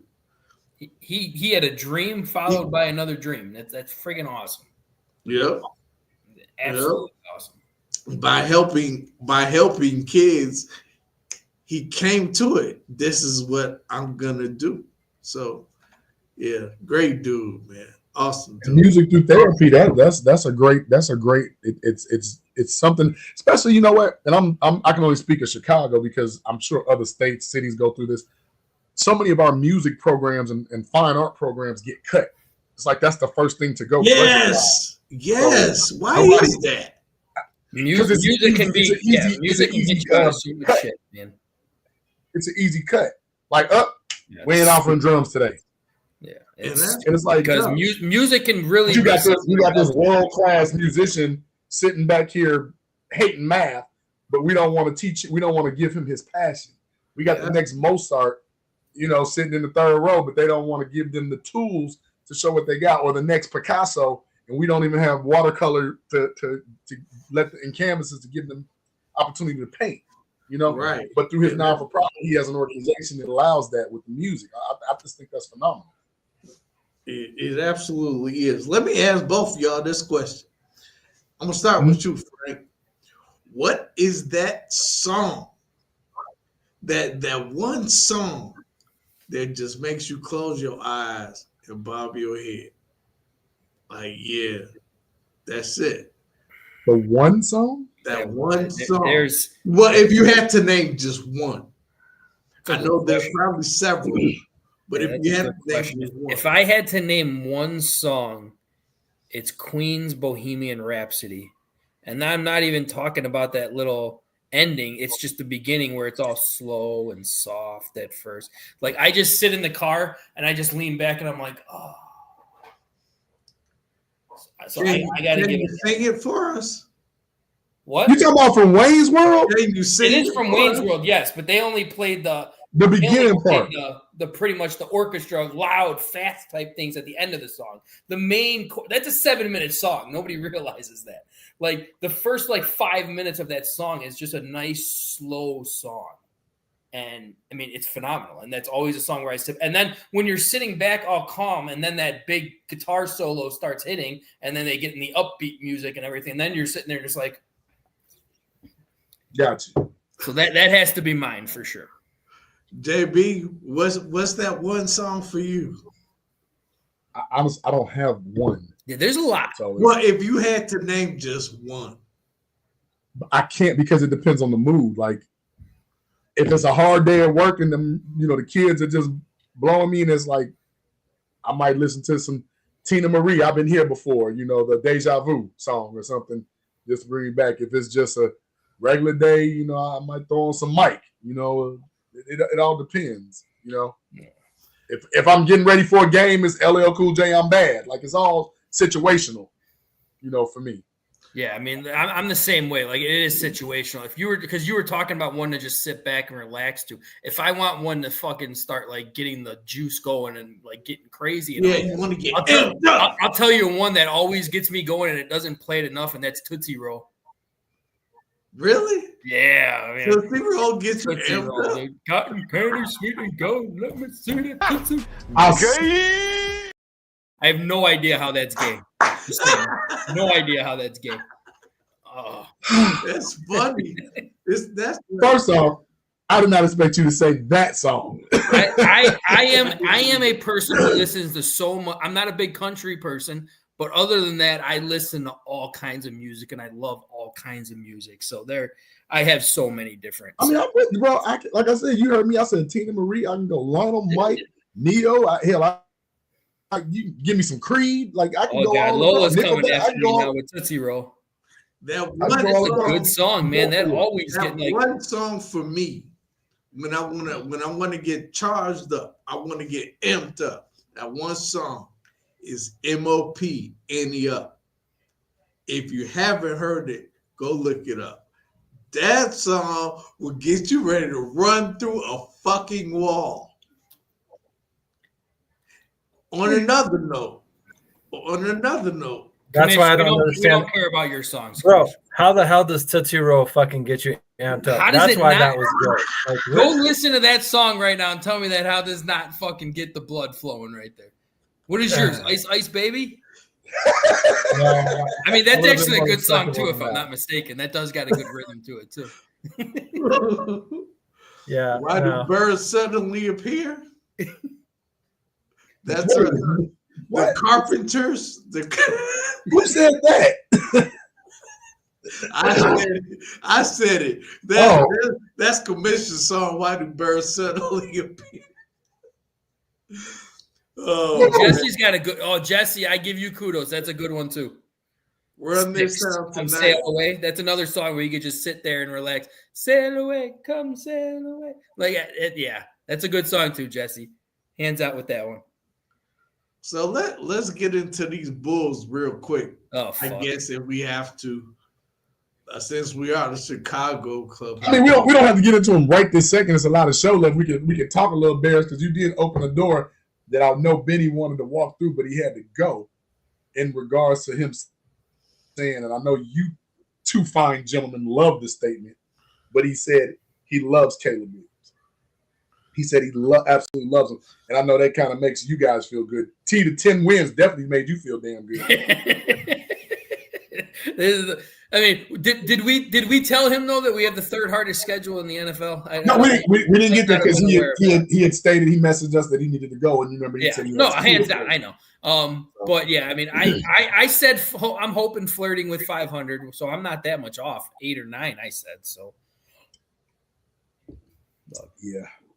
But I don't know. I mean, there's a lot of players, former players, everybody. I've been here before. Did anyone say that they don't like Caleb? Wait, did I just hear JB saying Tina Marie? Actually, did Eric Kramer say that he wasn't a huge fan of Caleb Williams? He said he wasn't a huge fan of Justin. Oh, was that Justin? Okay. I don't remember what Eric said. We got to get Eric back on because I don't think we talked to him much about Caleb last year. I talk to Eric all the time. I'll definitely. You know what I'm saying? I don't think we talked to him about Caleb on air last year, right? No, we did. We did. And I'm trying to remember what he said. Was it at the beginning or because? I remember because we have a short of it. Yeah, we do have a short. We have a short of him saying, check that out on our YouTube page. You go this way and I go that way. If you all recall, we were talking about Justin Fields, like or dislike. No, we're talking about Caleb. Does he like Caleb? Oh, I don't think we've ever asked him. No, actually, if I'm not mistaken, he was not a fan of drafting Caleb, but he was a fan of getting rid of Justin. So we were all just like, wait, what? Maybe he wanted Drake May. Maybe. I mean, we'll definitely have to call him. I'm going to have to call him up and get him back on before the season starts for sure. Please. Yeah, I'll definitely have to do that. But back to the fucking Bulls. I mean, shit. Where do we start? Man, who is going to? So, what position do they don't need another guard? They're probably going to draft one though. I mean, that's the kind of shit they do, though, right? We need our 10th guard. Nobody can get it closer. They're going to draft the shooting guard from France. Bulls draft. You put like a whole list together of their draft notes, baby. The notes. Yeah. I mean, when I heard during the finals run, when I heard the whole spiel of Halliburton begged the Chicago Bulls to draft him at 3, and we went and got Patrick Williams, that hurt. That hurt, and I'm just sitting there looking at the freaking computer when I'm reading that, and I'm just like, you have got to be shitting me. Like, I don't expect them to say that again. They do. You said Halliburton. Halliburton said that. He said that during the playoffs, where he said, when we were drafting, I was actually begging the Bulls to draft me at 3 because they seemed very interested. But they went a different route, and we took Patrick Williams. And this is what this is what I'm talking about. We're literally Kirkhead telling people we need a point guard. And what do? Draft Patrick Williams to play a position that he's not suited for. The ineptitude in this city is criminal. Man, what the fuck is Lola talking about? Pete Will is Lola, I understand your sarcasm on that one. Okay, yeah. It had to be sarcasm. Yeah, T does not understand your sarcasm, but I got you. But I mean, I don't know what to say about that because here's the thing. I will say this. I will say this about the Bulls. I liked the Buzelis one. I didn't expect Buzelis to get picked that far down to us. I like Buzelis. He is the only one in this entire. I mean, I guess Kobe White, I feel like, is coming into his own, and shout out to them for actually holding on to him, and maybe he will turn into something special. Because, I mean, he was in so many trade talks, I thought they were going to move him, and then he was going to be an MVP candidate somewhere else. But, Frank, let me just paint the picture of 2020 for you. The Bulls' needs on the screen said point guard, power forward. You know who else was in that draft? Obi Toppin. That's fair. Power forward. But we take Patrick Williams to be power forward at 6'7", 214. We're talking about Patrick Williams. I was talking about Buzelis. Like, I mean, no, but I'm saying go back to yeah. I mean, I have no faith Obi Toppin. There's no need for Buzelis, and you're not wrong on that. You're not wrong on that. But I mean, I'm at that point where unfortunately the past is the past. But I still have zero faith whatsoever that these Bulls are going to make the right move. Like, I mean. Something tells me, I don't know what it is. I don't think it's going to be a point guard, but I think it's going to be another small forward. I don't know why. It's just a gut feeling. And what allow me to give you the Bulls' first round pick since I get the BGs every time we fucking talk. Please do. Go ahead, JB. With in 2015 with the 22nd pick, we took Bobby Portis. Let him go because he broke whatever his name, jaw. Sometimes some people need to be punching them out. Absolutely. Michael Jordan punched Steve Kerr. You saw how that turned out. Hey, in 2016, this one hurts, but I'm a realist. With the 14th pick, we took Denzel Valentine. How'd that work out for us? He had a buzzer beater in horrible in summer camp games, and then all of a sudden, it's nothing. After becoming Player of the Year. Yep. But he's a really nice guy. I sat next to him at a Bears game once. Get him on. We would love to talk to him about what's going on. And his brother is the head coach of Loyola. Did you know that? No, I didn't. How the fuck did you know that? Because he knows he's a stat man. God damn, man. Told you I'm a nerd. Like, 2017, 2017, we drafted a kid named Justin Patton with the 16th pick for Minnesota. Where is he at? Who knows, but he ain't here. 18th, 2018, 7th pick. Any guesses? 2018, We needed a big. We needed a big center. We drafted a guard then. The cheerleader. No. We drafted Wendell Carter Jr. Yeah, Sam. Oh. He actually An went and had a pretty undersized good career elsewhere, though. Solid, at least, but not what. In Orlando. Well, we let him go. Yeah, he had a solid. Vooch. He's part of the Vooch deal. Yeah. So, 2019 with the 7th pick, Kobe White. 20 points per game, 3.7 rebounds, 4.5 assists, 45% from the field, 37% from the three, 90 from the free throw. He's solid. That's solid. 2020, we know about the Patrick Williams stuff. He's still averaging the same 9 points and 4 rebounds he averaged in college. Don't believe me? Look at that. 39% from the field. Unacceptable. 2021, we didn't have a first-round pick. 2022, Dancing Dalen Terry. I'll say it again. Dancing Dalen Terry. The cheerleader. The cheerleader. 2023, guess who we picked? Who? Nobody, because we didn't have a pick. Yeah, I knew that. I just wanted to see if somebody was going to throw a name out there. That's still part of the Vooch trade deals. We didn't have that. Because you remember, in the NBA, you can't give up back-to-back consecutive first-round picks. It has to be staggered. 2024, Frank, this is your guy. We drafted Montez Buzelis with the 11th pick. 8.6 points a game, 3.5 rebounds, 0.9 blocks, 45% from the field, 36 from 3, 18 minutes a game. It ain't no enough. No, it's not enough, but he didn't play until the second half of the season. Because he kept going to the G League. Because our dumbass front office and coaching doesn't know how to coach people. Or because he just ain't that damn good. I think he's good. No, I think he's all right. I think he's good. Why? Because he can dunk?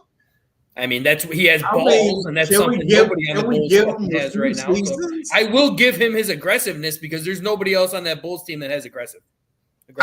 And I'm not saying the kid can't be cultivated, but right now, if we're looking for him to take us to the next level, it ain't gonna happen. It's not gonna happen yet. I mean, he is still a project that we're hoping is going to turn into something special. Now, for 2025, he can drive, he can dunk, he can do all of it. He's going to improve in all of it. I have faith in that because he does have a great work ethic too. First of all, I need him to eat. That's his most important thing he's got to do. I need 10, 15 pounds of need him to solid eat. muscle on him. You need him to 100%. 100% agree with you. Need him On to freaking eat. that. I don't want Zion Williams eat, but he does need to eat. No, that's gorging. No, Zion Williams will default a whole fucking. We don't need him to gorge in one sitting. But who do you all want for the 2025 first round pick, which is number 12? I have some names of who I think we should draft or trade to draft, but certain people say we're about to mess it up again. ESPN draft analysts are one of them. Well, yeah. I mean, it's because it's history. T, you want to go first? What was the question now? Who would you like for us to draft with the 2025 pick number 12? Or what would you like us to do, period? Because right now, Mark Eversley or Frank, whoever. All right, so this is where I'm going. And I said this before, and it's who I want. I want that come on guy from Duke. Mullins. Yes, I want him because I want a dominant defensive rebound blocker. All right, that's what I want. But I think they're gonna hope to get that what the fuck's his name? From South Carolina. He's another small forward, which is why I think that they're gonna fucking get a small forward. So The kid Murray, I think his from, last name is like Murray. He's listed on there as a power forward, but I'm sorry, you're 6'7". You're not a power forward. This is not fucking Patrick Williams part 2. yeah, he said you talking about Colin Murray Boyles. He's 6'7", yes, 240. He actually plays power forward / and center. he's not going to be power forward here. He's 6'7". No. It's not going to work in the NBA. Patrick It's just Williams is something I have a 6'7". feeling the Bulls are going to do. So Shawnee, welcome Shawnee, waited back in. Derek Queen is a good one, 6'9", 6'10". Yeah, for sure. Inside From Maryland, out, right? Yeah, from Maryland. From Maryland. That's the one who hit the game-winning shot in the tournament for you all that were following college basketball. Derek Queen is absolutely a good one. I just don't feel the Bulls will be smart enough to draft him. Same. But the only thing why I say the defensive guy from Duke is because Billy Donovan, unfortunately, is going to still be your fucking coach. His best center that he had was Steven Adams, who was more just your center, stuffer, defensive style player. And that's what they should get if you're going to get Billy Donovan. Like, they're already talking about extending that piece of shit again. Like, I mean, I don't want it. I still like the guy from Duke because, I mean, his blocking skills, like, I mean, he's a monster. He's a legit 7 foot. He's not 6'10" that they listed at 7 foot. He's really 7 feet tall. And he has like a 7'5", 7'6" wingspan too. Like, I mean, he's going to block most people's shots. He's a rim protector. He's not going to be the guy who's going to be giving you 20 points a game. But guess what? Billy Donovan doesn't have those centers. No, but you know what he can do? He is a lob threat one. Oh, no question. If you're going to run a high pick and roll, that'd be a very nice lob threat. He's very good around the basket, soft hands. That's somebody, to me, I'm not calling him Joakim Noah because Joakim Noah was a bit of a unicorn for the modern day NBA. Very well, yeah. But I feel that that's the person we need because, one, we're soft. We have no toughness on this Bulls team. Zero. He would give us some toughness. When I'm sitting here telling you Buzelis is the toughest guy we got on that team, that's not a compliment. That's a fucking embarrassment. Because the Bulls have always been tough. This is Buzelis right here. Right here. See who you looking at. He ain't that goddamn skinny. He is very skinny. I mean, he's like 170 pounds, and he's fucking that big. Like, I mean, that's pretty skinny. He bothers me, man. Yeah, I mean, I agree with that, though. He needs to put on a good solid 15 pounds of solid muscle this offseason. Hey, T, he need to come to one of the barbecues, bro. Yeah, that's true. Get We'll some send of out that invite. Good eating, boy. Get some of that good food. But what I think straight. The Bulls need a center. They need a center badly. Vooch ain't it. I don't like the way Vooch ain't Billy Donovan. He's like water from 3-point line. He thinks he's water. I want a center that'll get in the paint and bang with you and then dunk on your head. So you want Shaq to come out of retirement? Ooh, I would love that. I would love that. Shaq coach. Shit. Well, I think Mullins is it, T. Now, here's the thing. He may not be there at 12. He might not be, yeah. He's not. Unless you're going to trade up to get him, and I just don't see the maybe you can trade up. Yeah. Well, that's the thing. I don't see the Bulls having enough brass to do it. So now we are looking at the Colin Murray Bulls. I'm not saying anything because I know how y'all people like to text me on the side and be like, I'm a hater of Chicago, take my Chicago shit off. First of all, I'm more Chicago than half the people of y'all in there looking. That's one. Two, yeah, clock that as the kids say. Clock that.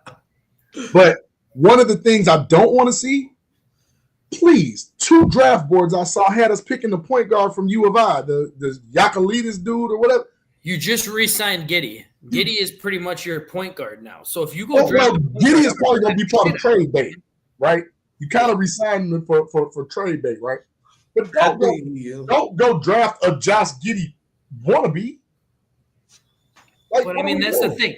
That is what the Bulls will fucking do. Like, that's the problem that I have, man. Like, if you're sitting there and either one of those centers, Queen or the guy from Duke, either one of them are there, I'm happy with either one of those two because both of them are still very good rim protecting type centers. All right, one of them might be a little bit better of a scorer while the other one is a straight up dominant rim protector. Absolutely, but that's what I'm saying. But even to have the versatility, because right now, whatever guy you draft to be center, that tells me one of two things for the Bulls staff. One, that means you're automatically transitioning Vooch to the 4. He's about to be your stretch 4. Well, I don't think Vooch is going to get traded. I don't think there's no market for him right now. You're going to get something for him. It probably will be a second-round pick or something like that.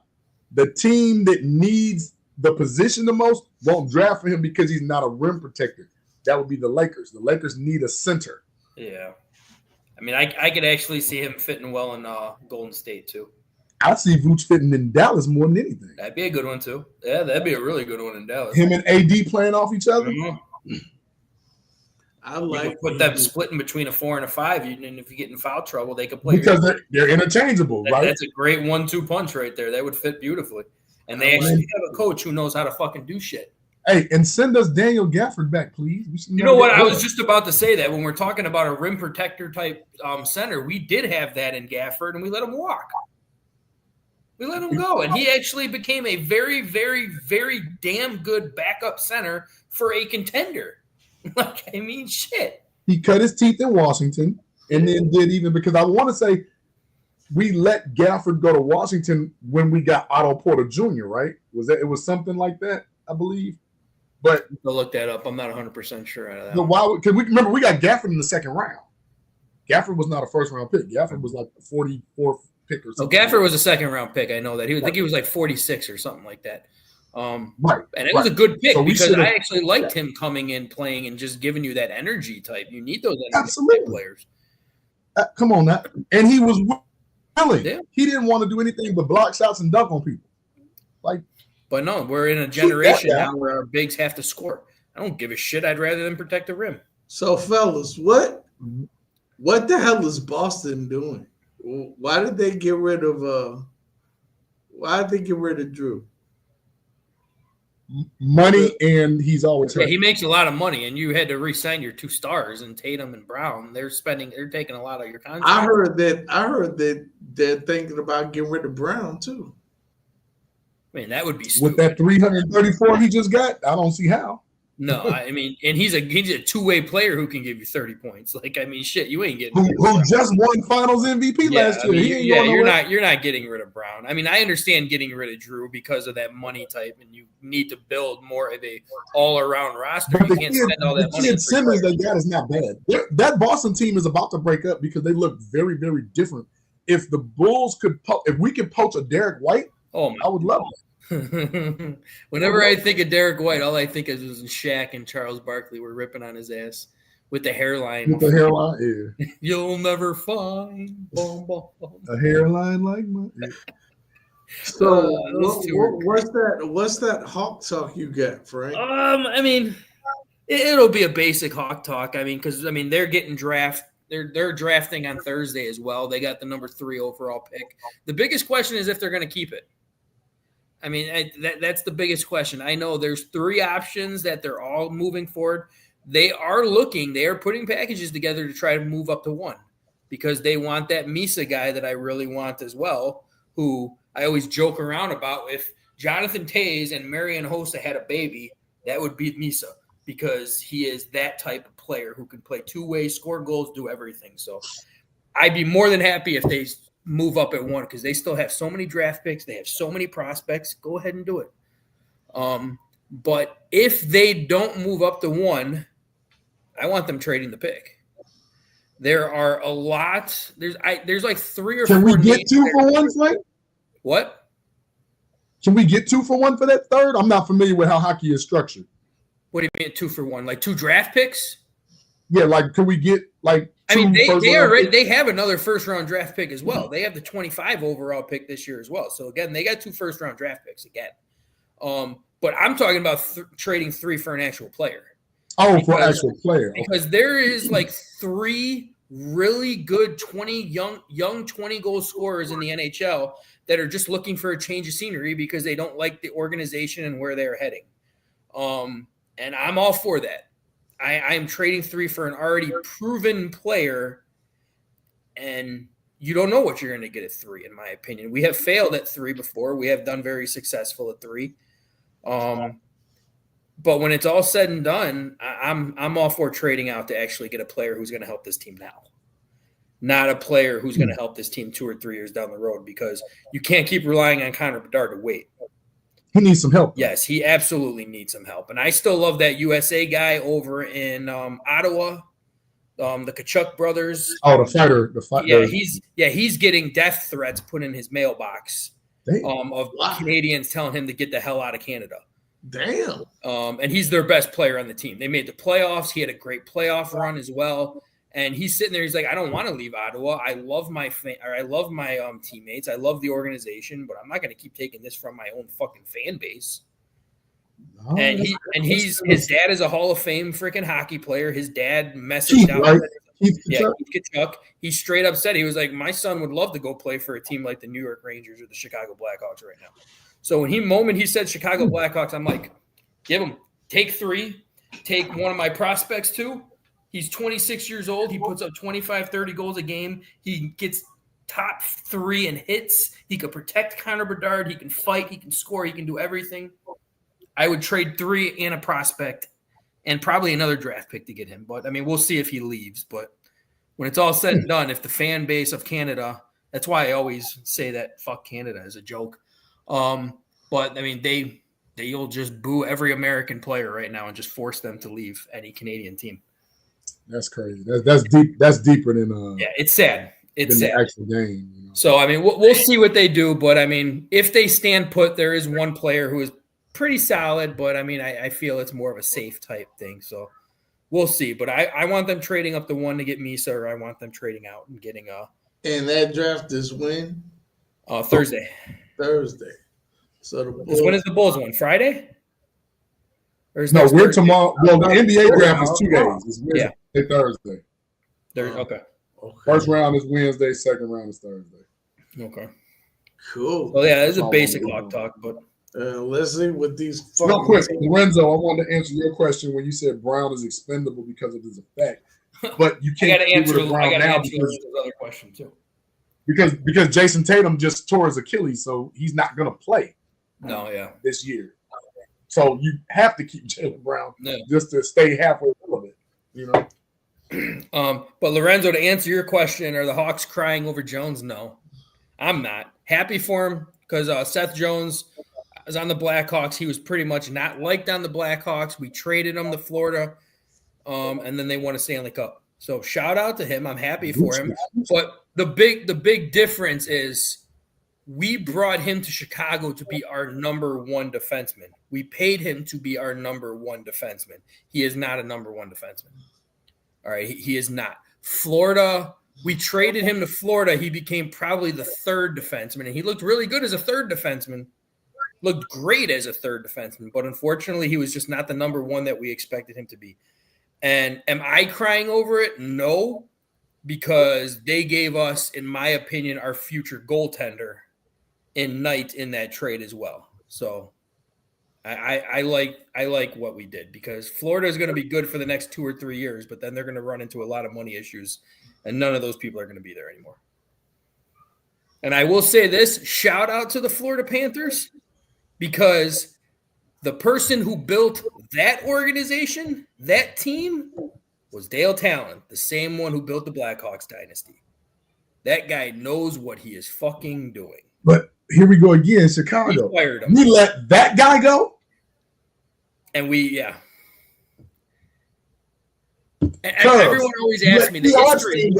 Everybody always asks me the history. Why did we let him go? He made a major fuck up here. Big time. Where if you remember when we won in 2010, we lost like half the team after we won in 2010. We kept our core players, but pretty much everybody else was gone. Like Dustin Byfuglien, that everybody loved Big Buff. We let him.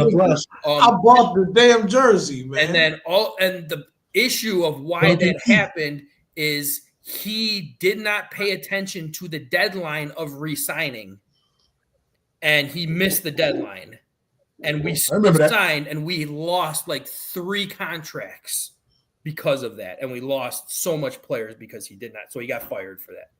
But not dissing what he built, because guess what? It only took us 2 years to rebuild it because we still had a great farm team system that was built into play that he built. And we were still able to bring them all up, so it didn't really hurt. So all these people who said Stan Bowman was the reason, Stan Bowman didn't do shit other than just sit in luxury of what Dale Talon built for that Blackhawks franchise. Well, guys. Hey, okay, Lorenzo. Oh, shout out for sure. 43rd anniversary. That's awesome, shout out. man. Congrats, Lorenzo. Absolutely. Big ref. We need to have ref on when the football season starts, man. We got to get ref back. But I know a lot of people they were tuned in, especially to hear how they can win these club seats to the preseason Bears games. So I have decided to give away the first game as well against Miami. So I'm going to be giving away my club seats to the game against Miami, which is on August 5th, Sunday, August 5th at noon. I think that's August 5th. I could be wrong. Let me fact check. It is Sunday, August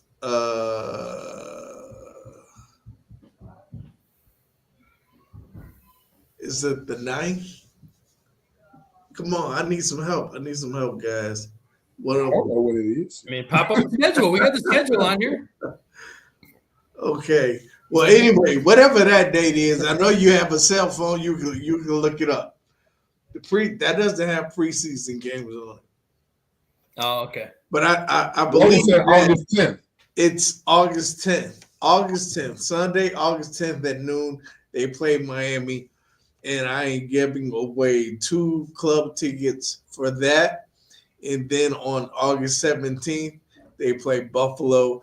I'm giving away 2 club seats for that as well. And right now, I'm going to give you the hint for both.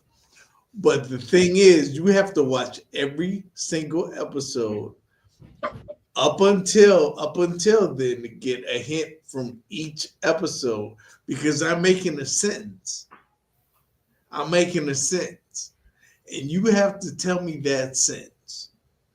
Are you going in order or just giving the word? We're going in order. So every episode, you have to put those words together to complete a sentence. You complete that sentence and we pull you up on screen. Yeah, I didn't tell you that part. You have to get on screen and I have to see your name in the YouTube subscriber list. You did say that. I did say that part. But yeah, the on-screen part, I did not say. But yes, we will pull you up on screen and you will tell me the sentence on screen. You do that, I send you the tickets. If you did not see it, I posted the tickets. So you see, I'm not bullshitting. I have the tickets in my phone. So you have to put together that sentence. You have to be a subscriber. And we have to pull you up on screen. And you have to give me that sentence. Okay? So write this down.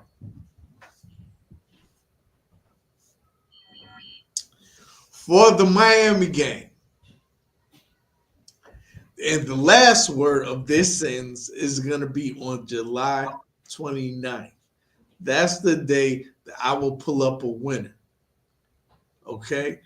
But now, today, 6:24, I'm going to give you the first word of the sentence for the Miami game. Write this down now. Chicago. Chicago. Great first word. That is the first word of the sentence. Now, for the Buffalo, I'm going to give you the first word. The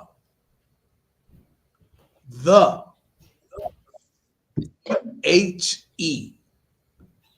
The. Now, when the episode's going forward, I'm not going to say what the last word was. It is your responsibility to find that out. You can always go back and watch it. Yep, always go back and watch it. So I am not going to go backwards. I'm only going to say what that word is for that day. Okay, so the last word for the Miami game will be on 7/29. The last word for the Buffalo game will be on 8/5. All right, you all got it? I hope you all got it. JB Frank, y'all not eligible, so. I figured that's why I'm not writing it down. Yeah, y'all not eligible. I told my kids to write it down though. So. Boom! All right. My kid's name is Kuma. So it's Kuma. I've seen them on there. Yeah, they're always on here checking. So I'm giving you the hints. All right, so let's go on the shout outs. No Post-it note? I'll do my shout out for Post-it note. That'll be part of your shout out. I forgot you were doing a Post-it note. Yeah.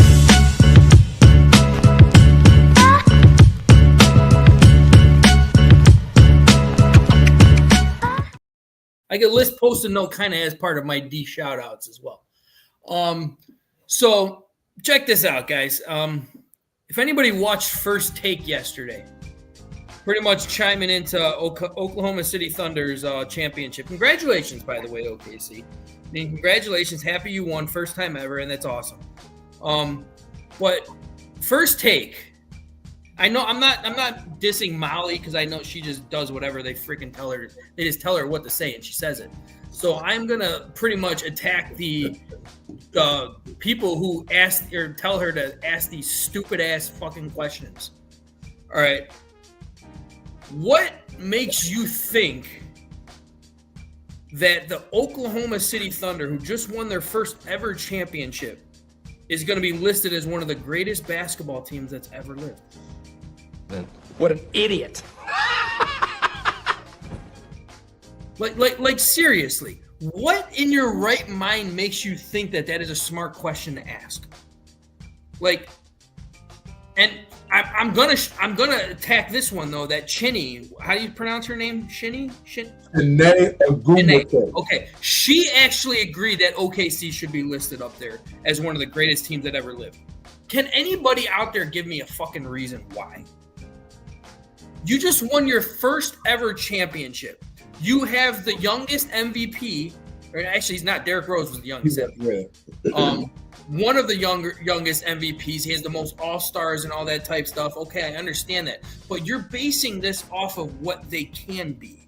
They can be possibly one of the greatest teams that's ever lived. Who knows? Nobody can predict the fucking future. But after winning your first championship, for you to go on live air and ask that stupid ass fucking question.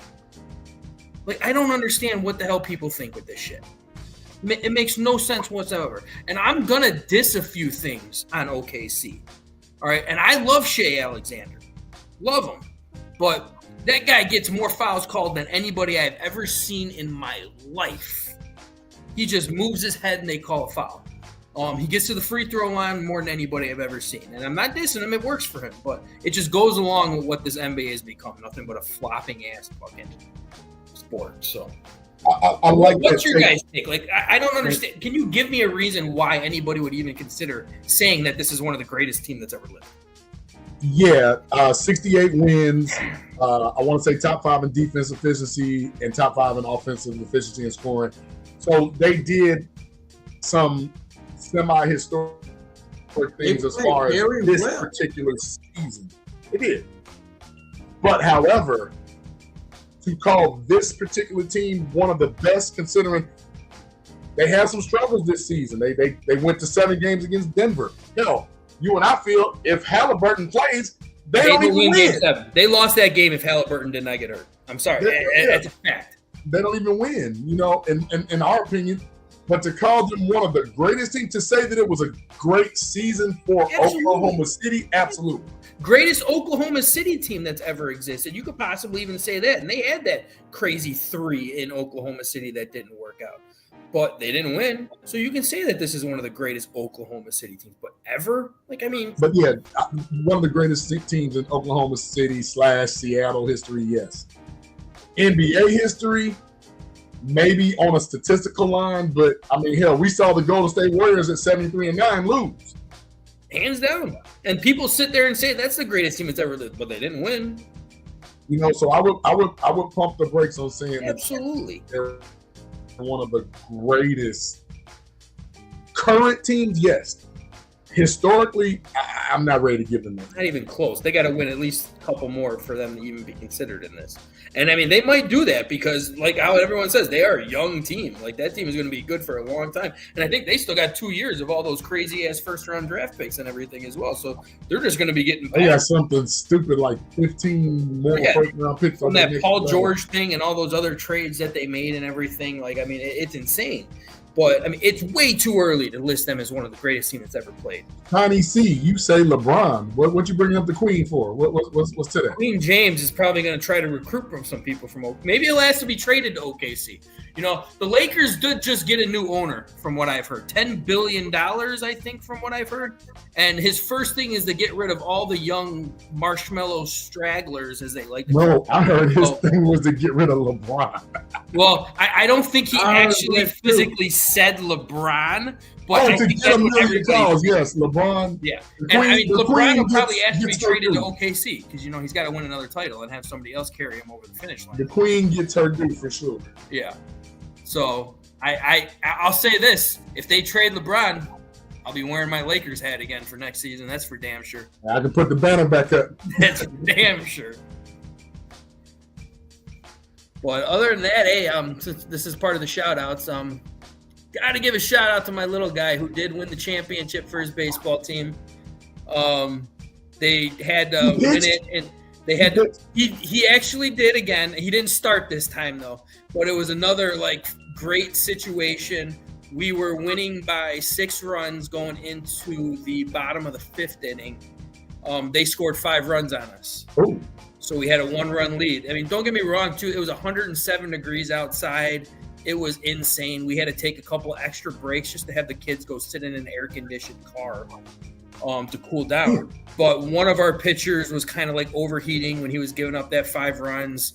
So they asked Logan to come in, close it out. There was bases loaded, 1-run lead, bases loaded with 1 out. 6 straight pitches, struck them both out.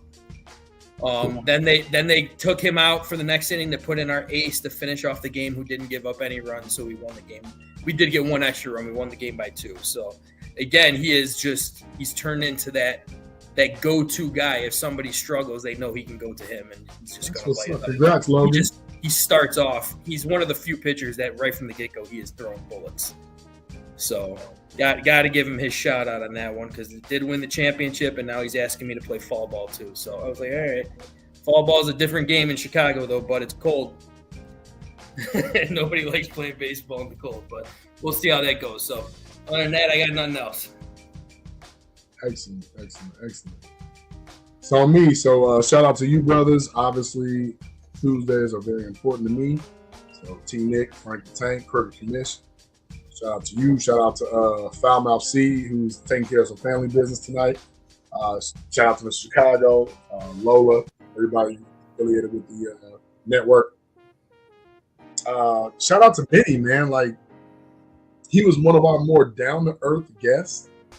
And, like, I don't know about you all, but I could feel his energy just on the pod through the thing. Like, the man, he's got this infectious vibe, and you saw that in the video as well, to where he's doing his music and then just random people like, hey, we going to party, what's going on? Like, and that's a good dude. That's a good dude. So shout out to Benny. Hopefully we can have him back during the season, get some of his expertise, because I know he'll be watching, especially that running back position. Mm-hmm. So can't wait to get him back on. And then hey, the chat was on fire early and often. Shout out, new for me, Guccini JD came in early and often. Thank you. Our man Jay Grizz. Thank you, Jay Grizz, for coming on. Antonio Conchola, thank you for coming on. Frank O'Dowd, thank you for coming on. Hey, Melon Smasher. Melon Smasher was on often and early. Had some good comments. Hopefully he's still watching so I can shout him out. Talked about Olamide Zaccheaus, playing a key role in that third and / fourth wide receiver position for us, flipping the field. Brian Price, thank you for chiming in. I think the Bears still won't be good. Not the greatest take, but he took the time to give us his opinion. We appreciate it. One of our P1s, Jeanette Johnson, chimed in today. Jesse Cottrell, thank you for chiming in. Bears Down came in. TTNL Runaway talked very glowingly of Benny and very unglowingly of other networks down the dial. As we all know. Shout out to Logan. Keep doing your thing. Nephew, keep knocking them down, mowing them down. Hey, from what I hear, you do everything from MMA to hockey to soccer to baseball. Like, keep doing your thing, kid. Shout out to Leah as well, also a beast in the jiu-jitsu, right? Yep. There we go. Shout out to Mama Controller, chimed in. Thank you for chiming in. We appreciate the love. Lola chimed in as well. Thank you, Lola. We appreciate the love. Obviously, Bob Ricks, I think, is keeping us on the airwaves. Shout out to Lorenzo Clemens and a special happy 43rd. Absolutely. Y'all heard me? 43rd anniversary for him and his lovely wife. Thank you, Lorenzo. Hope to have you on soon, buddy. I haven't seen you. I miss you, man. I hope to talk to you real soon. Shout out to Shiny Steve, came in, gave us some great takes later on the show. And last but not least, Queen Flops, the biggest man on the floor, looking like a fish out of water. That's right. That's part of the legacy, which is why he needs to sit his ass down and go home. Sick of him. That's another show. And then shout out, if we only got one person watching, it's the Chicago Clubhouse mom, Miss Sandra Rynham Home. Love you, lady. All right, so I'm gonna try to keep this short.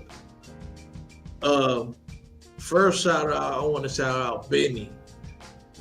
Great dude, man. Dog.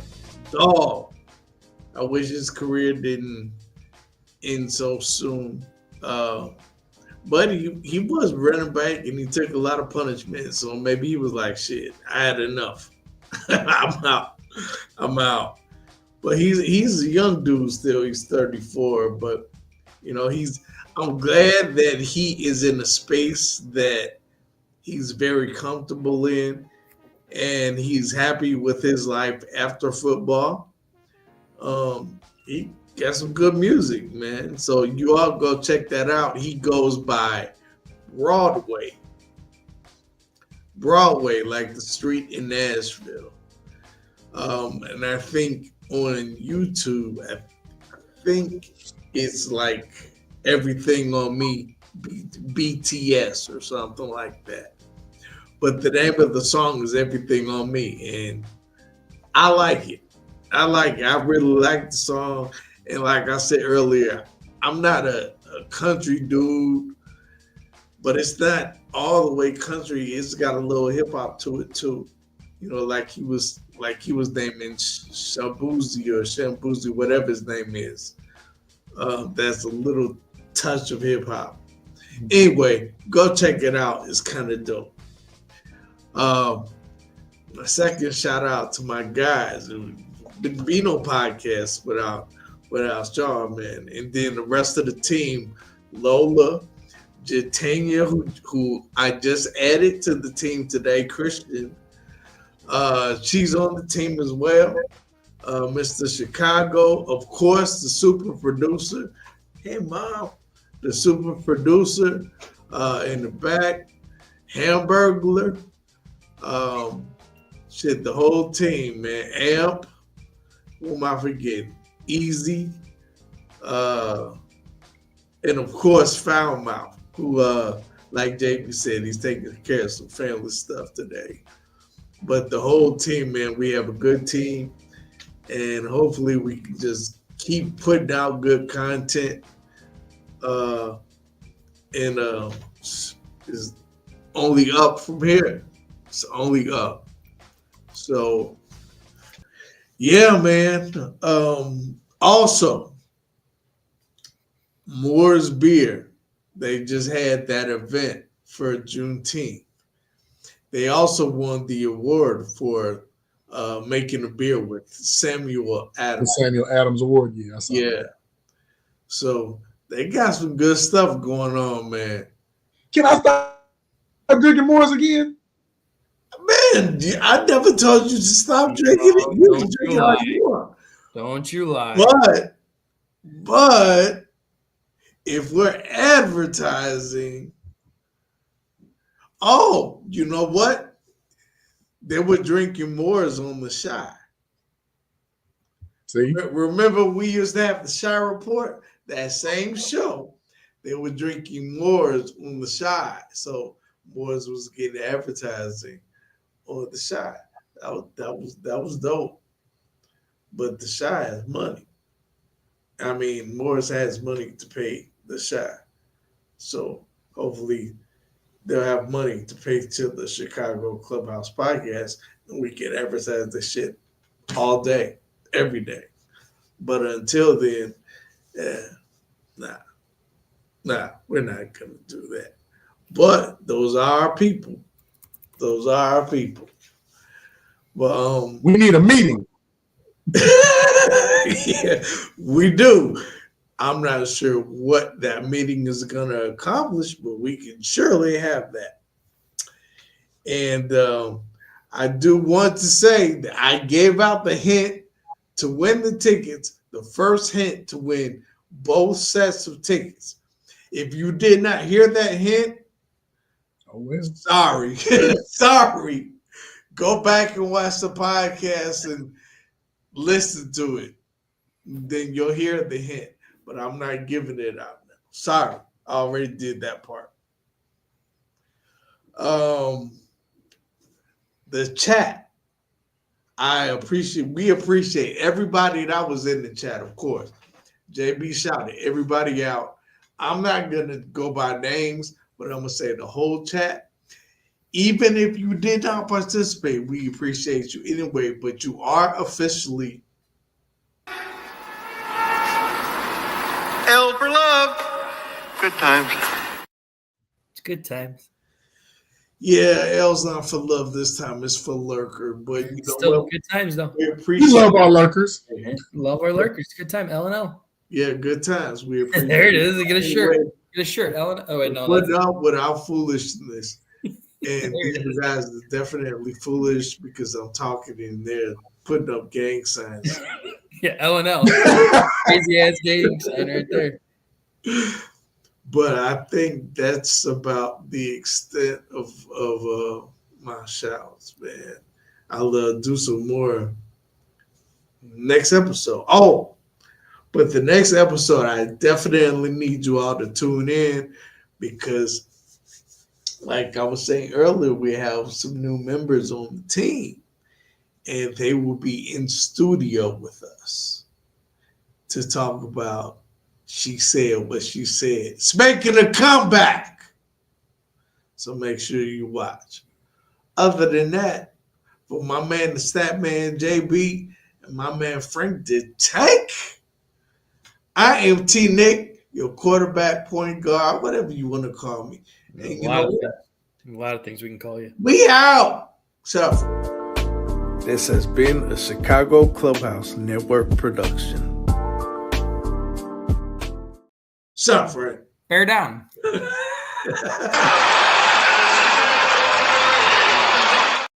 We need a Vince Carter caliber player back in the NBA.